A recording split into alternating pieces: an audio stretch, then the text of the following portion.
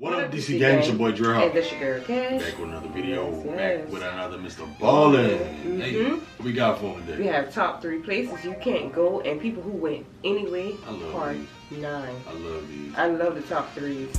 The places you can't go, all the missing 411s. Yes, sir. Hey, DC Gang, make sure y'all subscribe to the channel, go to post notifications. Don't forget to drop comments down below. Ready to get into it? Already get into it. Lot of cave diving stories on this channel, and today is no different. I'm going to cover another one. In fact, it's our top story today, but it's unique. There's not another cave diving story like it, and it might just be the scariest situation you could ever be in. But before we get into today's stories, if you're a fan of the strange, dark, and mysterious delivered in story format, then you've come to the right channel, because that's all we do, and we upload 3, 4, even 5 times every week. So if that's of interest to you, please offer the like button a bag of pistachios after you have meticulously removed all of the pistachios that can be opened, and you only leave in the bag the ones that are only ones in the bag are completely sealed. Only ones left in the bag are completely sealed up. Also, please subscribe to our channel and turn on all notifications so you don't miss any of our weekly uploads. All right, let's get into today's stories.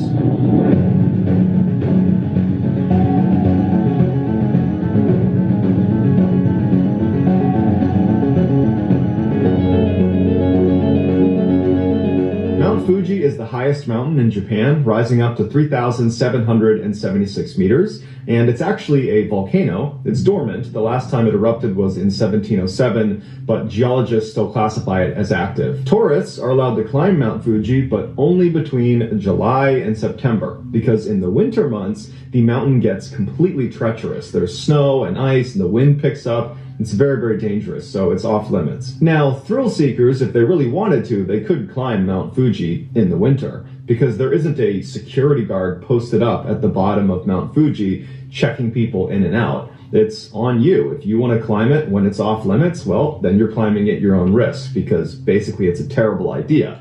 But if you have the right equipment and you have all the right training, it is doable. One thrill seeker, a 47-year-old named Tetsu, decided he wanted to hike Mount Fuji in the winter of 2019. He wanted to live stream his entire journey to the summit. Now, Tetsu might have been a thrill seeker, but he certainly wasn't a mountain climber. He did not have the experience, nor did he have any of the equipment necessary for a climb up Mount Fuji in the winter. Wearing only street clothes and carrying nothing more than climbing poles and his smartphone, he turned on his live stream and he began hiking up the Shubashiri Trail. Viewers began tuning in as Tetsu happily made his way up this ash-covered trail, and then the ash turned into light snow, and then light snow turned into really heavy snow and ice and wind, and then Tetsu began complaining about how cold he was and how he couldn't feel his hands, and his viewers are egging him on to, keep going, keep pushing through it.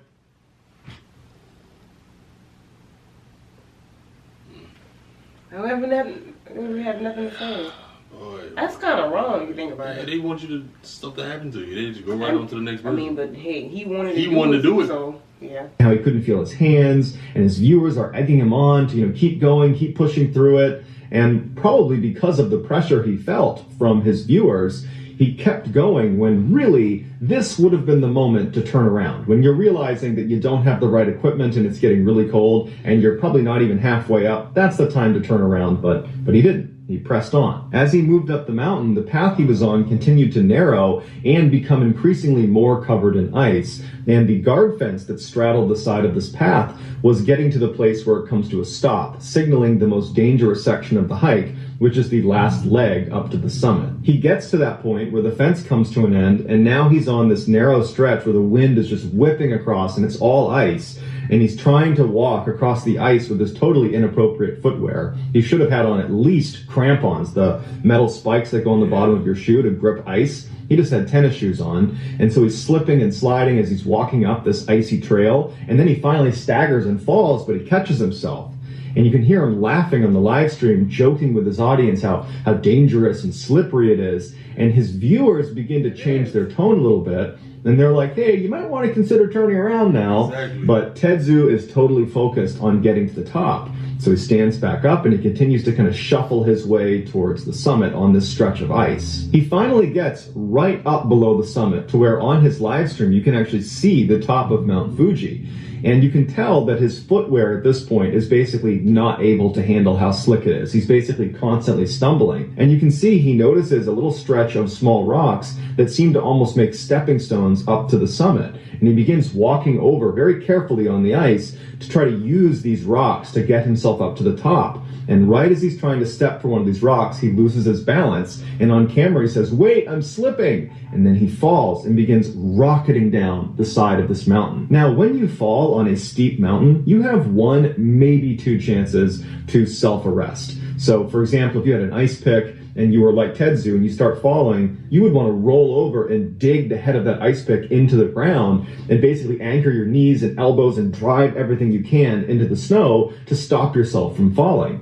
And so if you can't do that in one or two attempts, your momentum will pick up and you'll be going too fast and you won't be able to stop yourself. And then you just gotta hope you survive the fall. Tetsu did not have an ice pick or any other tool to help him self-arrest, and he didn't have the training for what to do in a situation like this, so he didn't even attempt to roll over and dig his elbows or knees into the ground to try to slow down. So he just goes flying down the mountain, he's on his back, he's not slowing down, and he knows he's doomed. And he says on camera, "Well, it can't be helped," before he flies over the edge and falls. Like he knew all this already. It's like he knew. He knew what was going to happen. It was a fail from the start. It failed from the start because he wasn't prepared. He wasn't prepared. First of all, he didn't have the nothing. Clothes, the shoes, equipment, none of that. Shoes, anything. It was...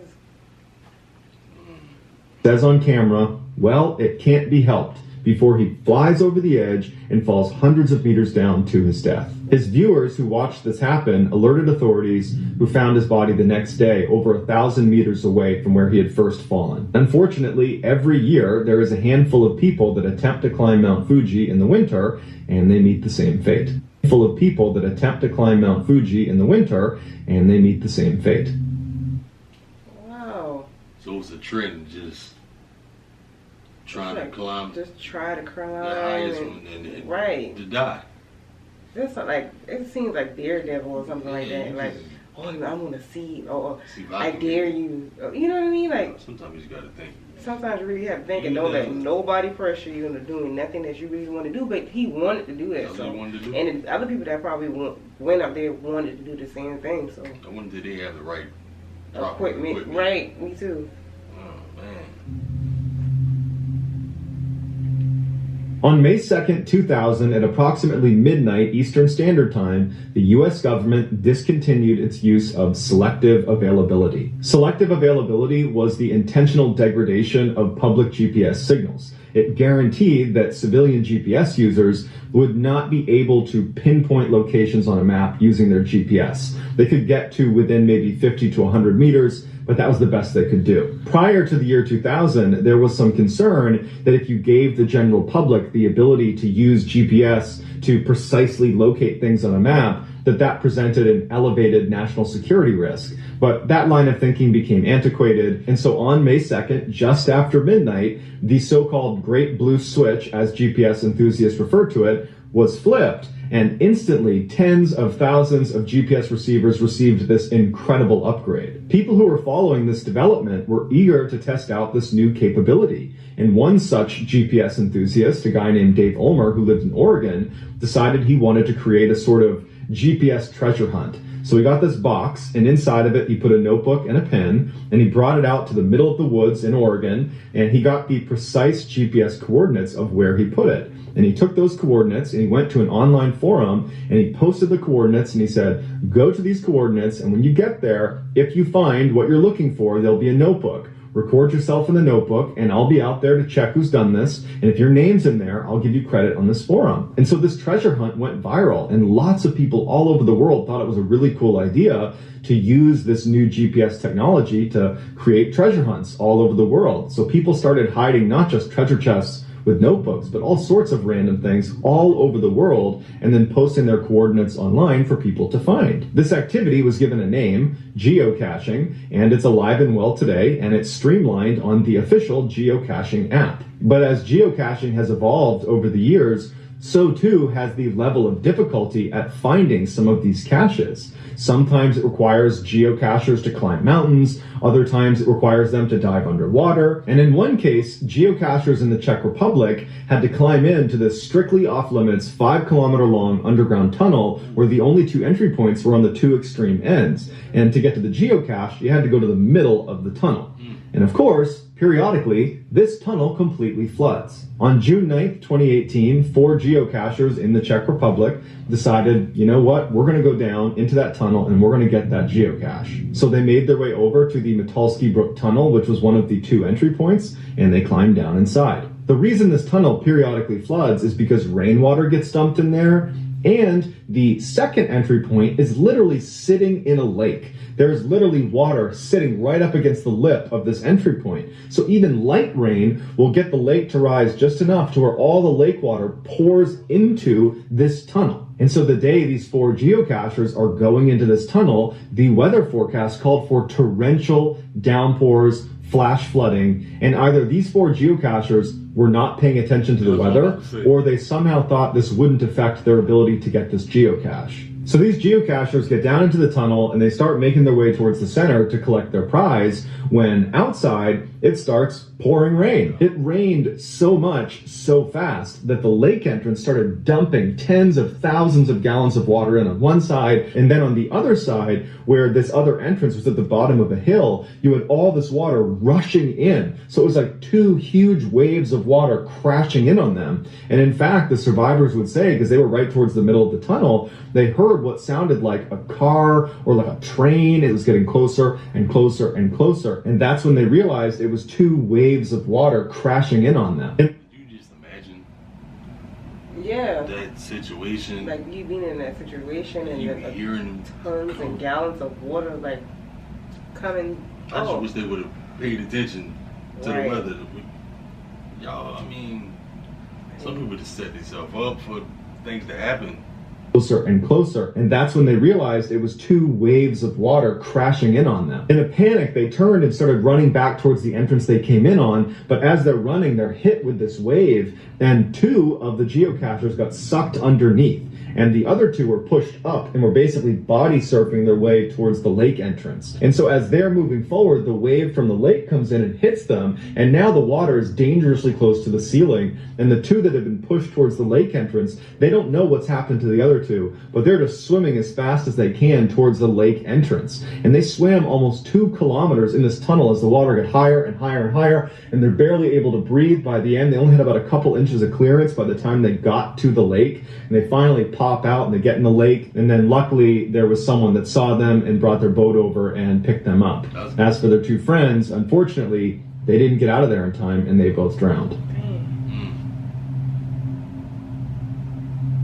There's an island off the coast of Croatia called Šolta. Only 19 kilometers long by 5 kilometers wide, this tiny island is a short ferry ride and an ideal day trip from Split, which is Croatia's 2nd biggest city. It's a hilly island with these beautiful pebble beaches and absolutely crystal clear water. It's a very popular tourist destination that's actually famous for its honey, as well as an underwater cave that kills virtually everyone who goes inside. On September 10th, 2002, 31-year-old Miroslav Kuklis was enjoying a vacation with friends on Šolta Island. It was a little after 8:30 in the evening when one of his friends suggested they go scuba diving. Because of its beautiful clear waters, Šolta Island is a very popular scuba diving destination. And so as such, scuba diving takes place really at all hours around Šolta Island, but the vast majority of it takes place in these safe little alcoves where it's not very deep and you can see fish and wildlife and it's very controlled. But Miroslav and his friends didn't want to do regular scuba diving.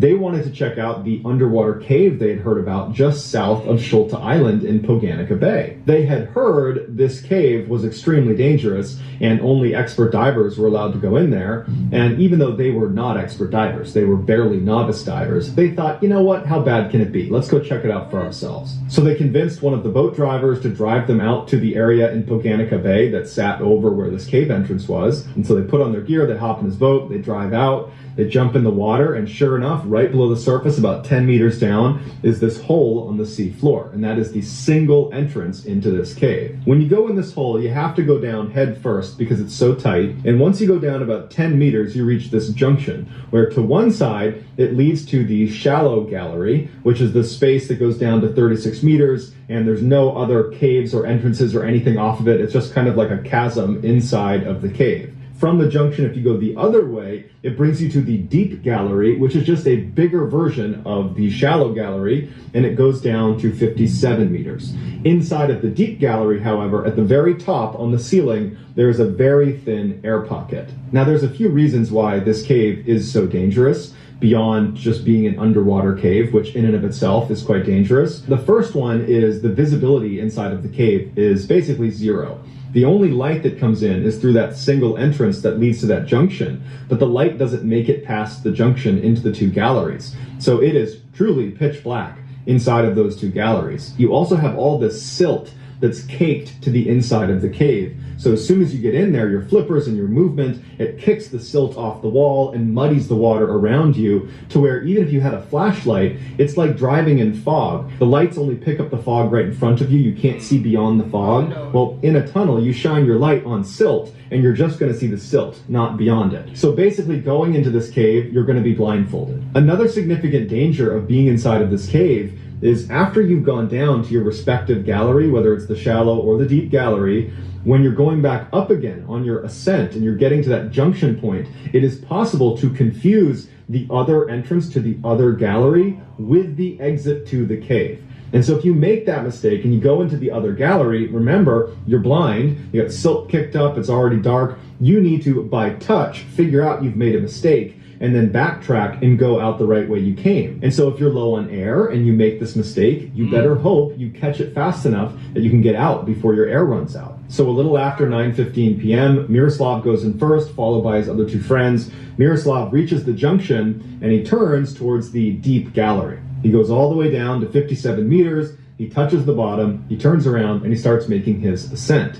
On the way up, he gets to the junction and he makes the critical mistake of going into the shallow gallery, believing that is the exit to the cave.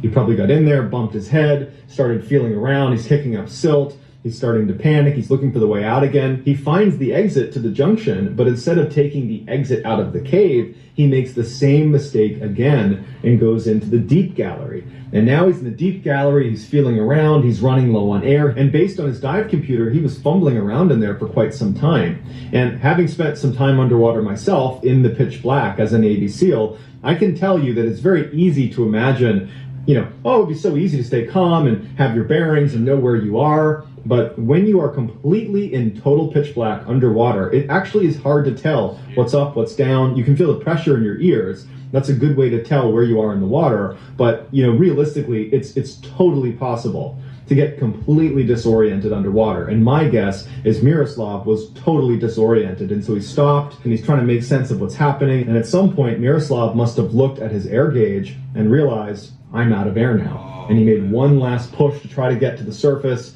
but he hit a ceiling, and that's when he realized, based on maybe the touch and feel, maybe he took his gloves off and he was feeling around, he felt that he was in the air pocket, that thin amount of air that sat right at the top of the deep gallery. He must have realized at this point that there was so little air down here that he probably only had maybe a few minutes that he could be down here breathing before he was going to drown. And in terms of making his ascent to the surface on a breath hold, the only place where there's an air pocket is the deep gallery, and so probably he knew that. And so he's thinking, I'm, maybe 40, 50 meters under the surface right now, and I can barely catch my breath now. I'm not going to be able to hold my breath to the surface.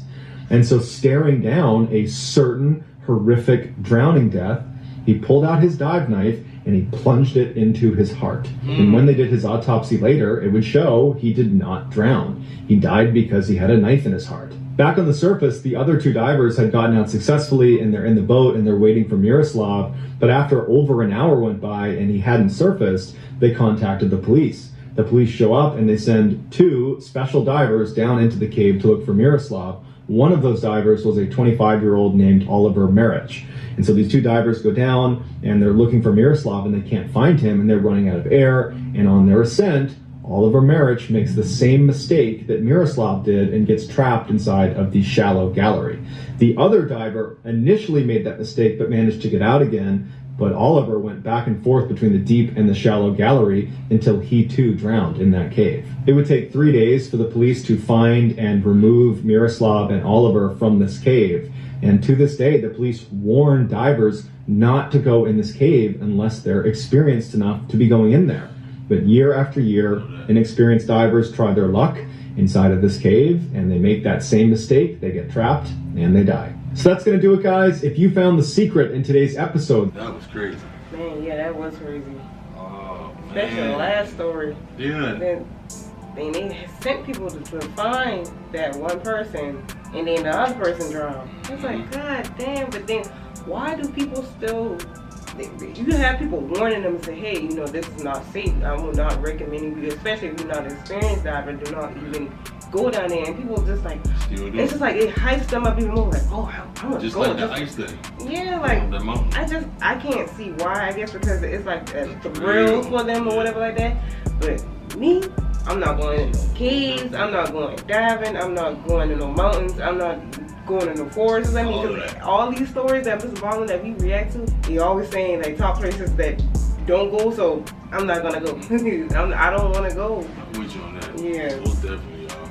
Y'all let us know how y'all feel about this video down in the comment section down below. Don't forget to smash a like before you leave as well. Subscribe to the channel, cut on our post notification bell so y'all know when we dropping the video. Got anything else for them? Got nothing else for them. Y'all be safe out there, y'all. I go by the name DreadHawk. And I go by the name Cash. Catch y'all next one.